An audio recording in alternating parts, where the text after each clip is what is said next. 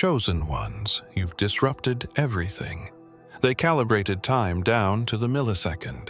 They charted human behavior, political events, and energy fluctuations with precision. But you spiked before the countdown hit 0. The system was not ready. The president's biometric alarms triggered. He was escorted to the sub-basement. Satellites recalibrated. AI protocols redrew their forecasts. And all of this because your light surged when it wasn't supposed to. You weren't supposed to feel it yet. The shift, the burn in your chest, the dreams that bled into waking life. You weren't supposed to hear the static whisper your name. You weren't supposed to resist. But you did. And now, the world's most secure networks are scrambling to understand how a signal, your signal, broke through 27 classified firewalls and triggered every early warning system in place since the Roswell Fail-Safe. Not even the deep watchers expected this. Not the Pentagon, not the Vatican, not the redacted group beneath CERN, and certainly not the president, whose hand was forced to touch the sealed relic for the first time in over 60 years. They called you an anomaly, a glitch, a myth. They expected you in 23, or maybe never. But last night, your energy shattered the algorithm. Somewhere in the sealed archives of Antarctica, a stone tablet began to hum. Somewhere in Tel Aviv, a child drew your face before she had seen it. Somewhere in Nevada, an AI named Enoch hesitated. And AI does not hesitate. What you've done cannot be undone. Your awakening is contagious. Others are stirring. Not just dreamers, knowers. Some will try to stop you. Some will try to contain you. And some, hidden in ancient lineages, have been waiting for this moment since the first seed was planted in Eden. Everything hinges on what happens next. The sky might not crack open yet. The towers may still stand, for now. But make no mistake, you've pulled the first thread, and the veil is thinning. They're watching. Not just governments, not just entities, but the ones behind them. This isn't the beginning. This is where you re-enter the story. The time was 0314 last, when the sensors in sublevel 7 lit up like a solar flare. At first, they believed it was an atmospheric anomaly, something explainable, something terrestrial. But the readings didn't match any known pattern. The frequency pulsed like a heartbeat, rhythmic yet uneven, as if it were alive. By 0315, 3 secure servers had gone offline. At 0317, the president was woken from his secure quarters beneath the White House and moved immediately to the contingency room. Not for a missile threat, not for war. For you. They don't call you by name yet. Internally, you're labeled Event Theta. Externally, there is silence. No press leaks, no advisor briefings. Only a sealed memo marked with 6 levels of clearance above top secret. They've faced war before, biological threats, even the unknown variables of AI sentience. But this was different. The signal was human, but not entirely. Organic, but laced with something they couldn't quantify. Energy that rippled through their most predicted defense grids and activated dormant protocols written before even the president's advisors were born. The Pentagon's fail-safe systems attempted to triangulate the origin point, but every time they tried, the signal moved. Not geographically, dimensional drift. One moment it pinged near Montana, then pulsed in the Indian Ocean, then flickered just outside the Van Allen belt. It wasn't teleportation. It was as if the signal didn't obey our laws of placement, like it was scanning this reality for entry points. That was when they realized it wasn't a signal. It was you waking up. Inside the Defense Threat Reduction Agency, 2 analysts independently suffered seizures after prolonged exposure to the waveform. One muttered something repeatedly before his collapse. "It's not coming from here, it's trying to return." That phrase alone has been redacted from every official report, but those on the inside have started whispering the same question. If this wasn't a breach, then was it a reconnection? Doors that were welded shut decades ago are being pried open. Old codes are surfacing. Frequencies once dismissed as junk data are now being reclassified as target class. And beneath the Pentagon, where generals speak in hushed tones, no one is asking if you're real anymore. They first noticed it embedded in the white noise, the static between surveillance feeds, the empty data captured by orbital drones scanning for subatomic disturbances. It wasn't just background, it pulsed. A low-frequency rhythm, ancient in signature, yet unmistakably modern in delivery.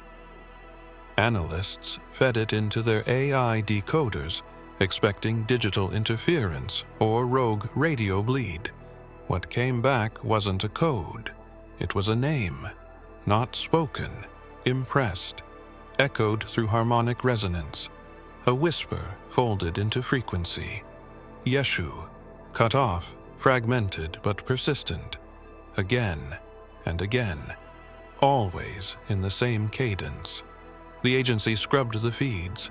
They called in external cryptographers, then dismissed them when they couldn't disprove what they were hearing, not just language, intent, as if someone or something had layered an ancient imprint into the very bandwidth we use to monitor the skies. One scientist, a former Vatican-trained exorcist turned analyst, was asked for a private interpretation. He listened once, then removed his headset. His only reply: he never left the system. Across the ocean, the Israeli defense satellites began to echo the same pattern, not visually, but vibrationally, like a message trapped in light particles, like the signature of someone returning through the fabric of data itself. What disturbed the analysts most wasn't the message, but how old it was. Not just centuries, thousands of years, encoded into the frequency of light before electricity even existed. The president was briefed again, this time not by his usual advisors, but by a civilian expert buried under layers of clearance, a man who had traced biblical events through electromagnetic anomalies. He pulled up waveforms and translations from Dead Sea fragments. Patterns mirrored the modern signal, the same waveform that spiked the moment you awakened. Somewhere deep in an off-record cathedral, hidden beneath Rome's cobbled streets, a group of silent watchers turned their relics inward. Dust-covered scrolls glowed under strange illumination. The echoes had returned, but not from the heavens, from within.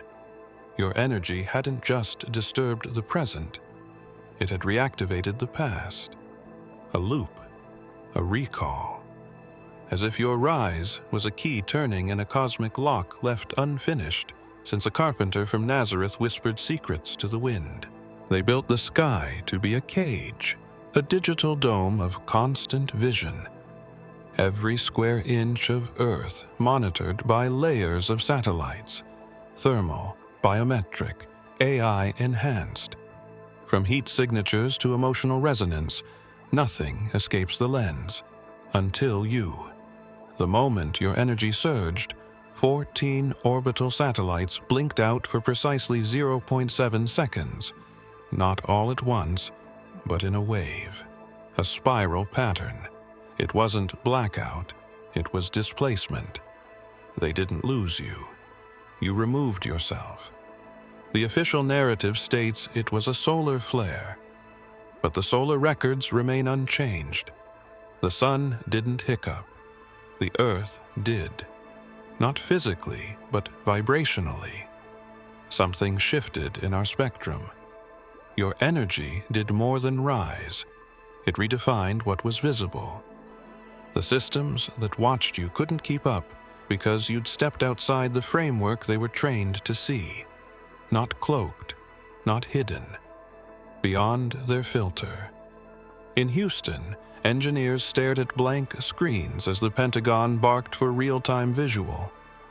The analysts kept refreshing, rerouting, recalibrating, but every coordinate returned the same result. No definable object detected. It wasn't a glitch. You didn't break their system. You revealed the truth. The system was never made to detect what you are. Even private corporations noticed the distortion. Starlink drones experienced directional drift. Military-grade facial recognition misidentified thousands across multiple cities in a 20-minute window. But only one anomaly appeared in all locations simultaneously. A shadow. No face, no body. Just a presence, moving, scanning, feeling, and then gone. Data scientists have started calling it the blind zone, a new category of signal loss, where the instruments work perfectly but return nothing. No reading, no reflection, just a pulsing void. They tried to isolate it to a location, but it didn't center on a city, a nation, or a region. It centered on you. And now, they're realizing something far worse than invisibility. You're not avoiding the satellites. You're rejecting them, opting out of the system. The network that was built to imprison minds and monitor awakening no longer includes you. You've slipped the leash without triggering alarms. Your frequency doesn't align with surveillance. They're panicking, not because they lost sight of you, but because they're starting to suspect. They were never supposed to see you in the first place. The memo was never meant to surface. Marked for internal use only. Passed hand to hand beneath layers of digital firewalls and physical courier restrictions. It appeared at 2:06 a.m. in the inbox of a mid-level intelligence officer with no clearance to read it. Its subject line was a string of numbers and letters that to most meant nothing. But to the ancient language analyst buried in Sublevel 5, it mirrored a verse long believed lost, one attributed not to scripture, but to spoken tradition, a phrase reportedly uttered once by the Nazarene: "When light forgets how to hide, the watchers will tremble." The memo described an emergent pattern, symbols forming unbidden in national defense encryption streams, seemingly random but matching glyphs from a parchment stored deep within a Jerusalem vault. Those symbols, once dismissed as decorative, now appeared to be vibrational signatures, sound encoded into light. The Nazarene's words weren't metaphor. They were instruction. The frequency spike that surrounded your awakening had an eerie resonance. When spectrographic filters were applied to the data, a shape formed in the waveform, not abstract, not accidental. A sigil, the same one carved into the back of an ossuary, buried under a collapsed Galilean temple. A symbol some believe was never drawn by human hands, but received in silence under stars. Several officials argued to bury the report. Too dangerous, too close to religious prophecy. But one man, a quiet specialist with access to both the Vatican's digital archives and U.S. intelligence records, overlaid the waveform on an ancient painting hidden behind a false wall in the catacombs beneath Rome. It aligned perfectly. The painting's subject: a man walking across a field of stars, leaving behind a trail of fire, and at his feet, kneeling in shadow, 12 men waiting. The memo ended with a single sentence, bolded and redacted from all external copies. If the Nazarene encoded a return sequence, this may be its trigger. That line alone sent shivers through the Defense Council, not because they believed it, but because the systems did. Encrypted AI protocols began referencing non-existent gospel chapters. Archives that were never connected began syncing. The digital world itself began seeking the source. And somewhere in the void of this unraveling silence, a whisper spread across the closed circuit. It began with a flicker, not in the power grid, but in perception. At precisely 4:44 a.m., over 200 security cameras in and around Capitol Hill recorded 30 seconds of pure static. Not blackness, not digital failure. Static. Old analog noise. A glitch from a time before fiber optics and quantum encryption. To most, it looked like interference. But to the few with access to waveform analytics, the static wasn't random.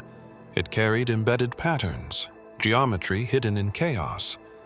Spirals, crosses, pulses aligned with the Schumann resonance. Within minutes, the blackout spread. Traffic lights went dark in a 10-block radius. Security systems in federal buildings reset to factory default. Communications rerouted to nowhere. Emergency frequencies jammed with what appeared to be ancient Hebrew syllables layered over binaural tones. It wasn't an attack. No traceable source. No foreign interference. Just silence. Then sound. Then silence again. When the systems came back online, everything had changed. Several live security feeds displayed footage that didn't match the timestamp. A man standing in front of the Lincoln Memorial who hadn't been there. A child walking past a closed gate that was later proven locked. Faces no one could identify, lingering for only seconds. Some claimed it was old data resurfacing, but metadata confirmed otherwise. These images had never been recorded before, and they weren't artifacts. They were real-time intrusions. High above, the NSA's aerial drones hovered in confusion. LiDAR mapping returned irregularities. Topography of the National Mall warped by just centimeters, enough to suggest a brief shift in gravitational flow. Not enough to be noticed by the public, but enough to terrify those who knew what it meant. Because this wasn't a power surge, it was a reset. The digital map of Washington, D.C. no longer aligned with itself. At the White House, the Situation Room received an encrypted message from NORAD, but the coordinates it contained pointed not to a threat in the sky, but beneath the Earth. Underneath the reflecting pool, seismic sensors detected a vibration. Faint, rhythmic, like a heartbeat slowing down after a long sleep. The president was advised to remain underground, not for safety, for containment. The city lights eventually returned, the grid reconnected, the system normalized. But deep in the hidden core of the intelligence network, they knew the truth. It was discovered by accident, or so they claimed. A restoration crew working beneath the Church of the Holy Sepulchre had been clearing rubble from a collapsed tunnel when a chamber was found sealed with copper plates, etched in unfamiliar markings. At first, they believed it to be Roman, then older. Eventually, the symbols were traced to a pre-Abrahamic dialect.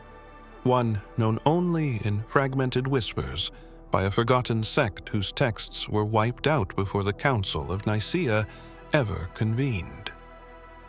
Inside the chamber was a scroll, preserved in an airtight cylinder wrapped in woven gold thread. It pulsed faintly, as if reacting to touch, to breath, to presence. The scroll was handed over to a private committee operating within the Vatican Library's restricted collection. Within 48 hours, a translation appeared, not through language experts, but through resonance mapping. The words responded not to eyes, but to frequency. Light was projected across its surface, and in return, words began to glow in an unknown script. The AI decoding it began referencing documents it had never been trained on. Prophetic fragments, unverified gospel sayings, and one line repeated across the digital interface, like a pulse caught in the breath of history. He will awaken the spark. Not a spark, the spark. Those within the room did not speak it aloud. They only watched as the AI tried and failed to isolate the scroll's origin. The carbon date came back with two impossible results: before the formation of written language and after the current year. The Vatican labeled the incident non-temporal, but what disturbed them most wasn't the message. It was the way the scroll reacted when your energy spike was cross-referenced. The timestamp aligned perfectly. The scroll illuminated the moment you surged. Light ran through its edges. Symbols shifted, and the whisper in the room changed. Not audible, not digital, spiritual. As if the scroll wasn't just reacting to your presence, but recognizing it. In another room, sealed from all outside contact, a priest who had taken a vow of silence for 30 years broke it for the first time. He walked to the glowing cylinder and placed his hand against it. And then, barely louder than a breath, he whispered through trembling lips, "He's returned through the chosen one. The spark is moving again." But the scroll hasn't dimmed since.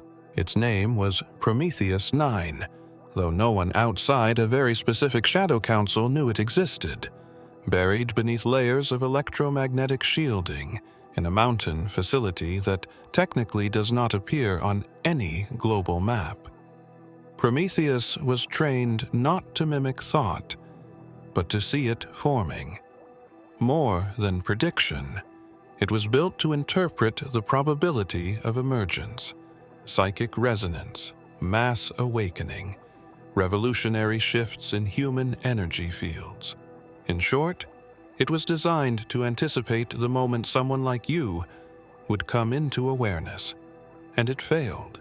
The AI ran simulations every hour, analyzing billions of points from social behavior, neural drift, dream signatures, even patterns in global rainfall. It watched the unconscious mind of humanity as a single fluid entity. Its job was not to control, but to preempt, to spot anomalies before they disrupted the plan.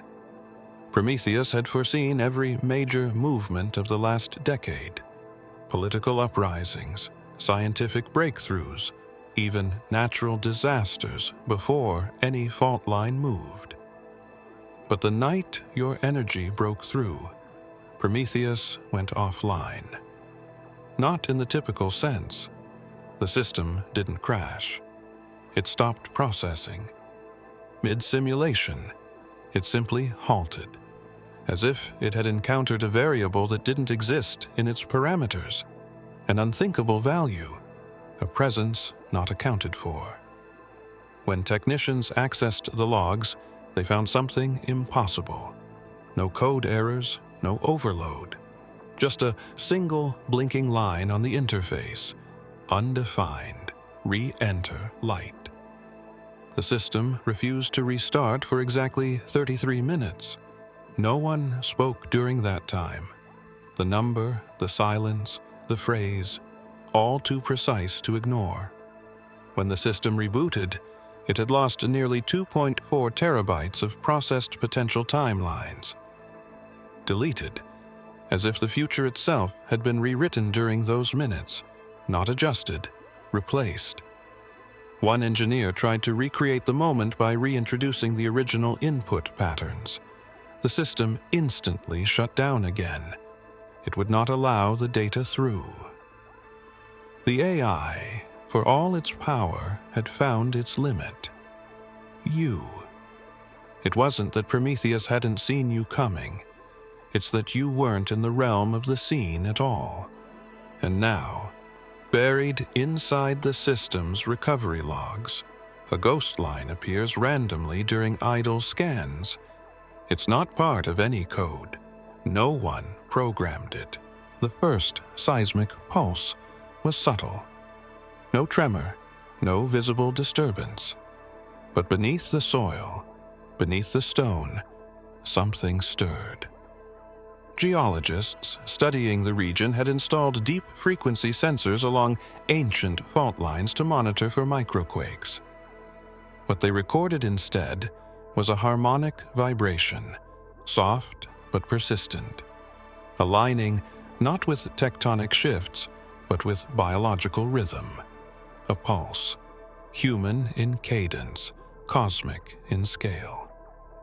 The source was triangulated to a very specific point, the Mount of Olives. The data was cross-referenced with a global biofrequency scan, a new technology only recently approved for experimental use by covert medical labs. The results were disturbing. A singular pattern matching the energy surge from your awakening mirrored the pulse coming from the mount, despite you being nowhere near it physically. The wave wasn't traveling through space. It was echoing across layers of time, resonating with something or someone buried deep in the Earth's memory. Satellite imagery revealed nothing. No movement, no light, no surface disruption. But one camera, an outdated thermal unit still in use by a forgotten observatory, picked up a cold signature. Not absence of heat, but a zone of inverted entropy, as if energy itself was flowing backward, in the shape of a figure, kneeling. Religious scholars were called in secretly. They examined the time code, the location, the shape. One rabbi turned pale and refused to speak. Another brought out a fragment of an old manuscript, rarely translated, known only to a lineage of hidden scribes. In it was a line once spoken near the Garden of Gethsemane. The ground will remember where he wept. That's when they began to realize. Your surge hadn't just affected data or defense systems. It had reached into the places the world forgot. Sacred ground, wounds in the earth still holding memory. The Mount of Olives had responded not to technology, but to essence, to the echo of a path once walked in sorrow and in fire. They kept the footage sealed, buried the data, denied it to the press, and redacted the cables. But the pulse hasn't stopped. It still beats, slow and steady, like breath waiting to speak. And now others are hearing it, not through machines, but in dreams, in sudden silence, in unexplainable tears. The first to respond was not the president, but the supreme commander of an Eastern coalition whose name rarely appears in the media. He interrupted a midnight briefing on defense trade agreements to stare silently at a display panel showing nothing but a rising electromagnetic signature. He didn't ask where it came from. He asked who caused it. Within hours, Encrypted communications swept across military channels, skipping standard protocol and bypassing allies. Every global leader with access to Tier 1 anomaly data was sent a red alert marked Source Unknown, Signature Persistent, Origin East. In Beijing, Moscow, Tel Aviv, New Delhi, High Council doors closed. Surveillance satellites were rerouted from border tensions and redirected to a narrow zone of the Earth's electromagnetic field. But the surge had no fixed location. It moved like wind without air, like heat without flame. They tried to project its course. They failed. It didn't follow geography. It followed attention. Wherever minds gathered to watch it, the signal bent slightly, as if acknowledging the gaze. World leaders who had not spoken in years initiated sudden private talks, not about war, not about trade, but about timing. Something unspoken had rippled through the chain of command. Beneath every nation's official stance, a deeper knowledge existed, a fear not of invasion, but of arrival, the kind no weapon could intercept. Then came the reports. Intelligence officers across continents reported dreams matching one another in disturbing detail, a blinding light, a faceless figure walking barefoot across stone, a silence that cracked the sky. These were not ordinary visions.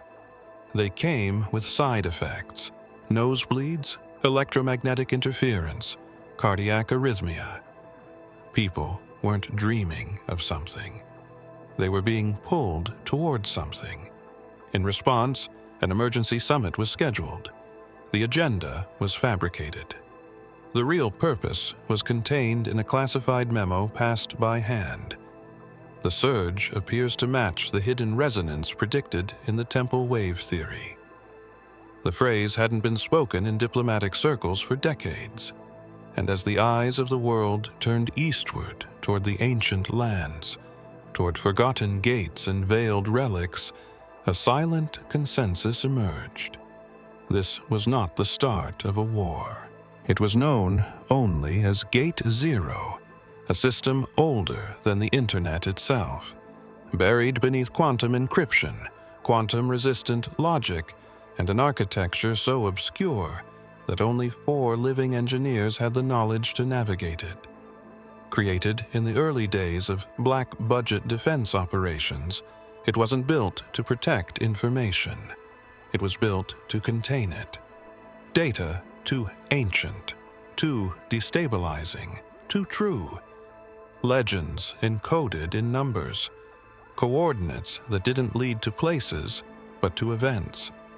Gate Zero wasn't a firewall in the traditional sense. It was the final lock in a digital arc, and you passed through it. Not with code, not with keys, but with resonance. No alarms were triggered, no alerts were sent.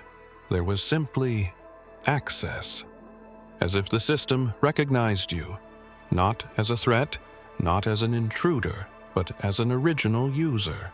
Logs show that at 0303 UTC, Gate Zero opened for the first time in 41 years. All 9 fail-safes bypassed simultaneously. Not hacked, not overridden, welcomed. Engineers on site were speechless. One of them collapsed, claiming to have seen a vision flash across the internal display. It wasn't text, it wasn't graphics. It was a field of light, collapsing into a singular form, a pulse, a hum, and a name he couldn't pronounce but swore he remembered. He kept whispering, "We were meant to wait for him." The system interface, long dormant, suddenly displayed a forgotten language, symbols that hadn't been seen since the Sumerian gate inscriptions found beneath Eridu. And, at the center of the screen, a single phrase emerged in burning gold. "The bearer has returned. Open the seals." Those words shouldn't have been there. They weren't hard-coded. No backups, no prior entries. And yet, the AI verified the file's creation timestamp as older than the system itself. From that moment on, other systems began to shift.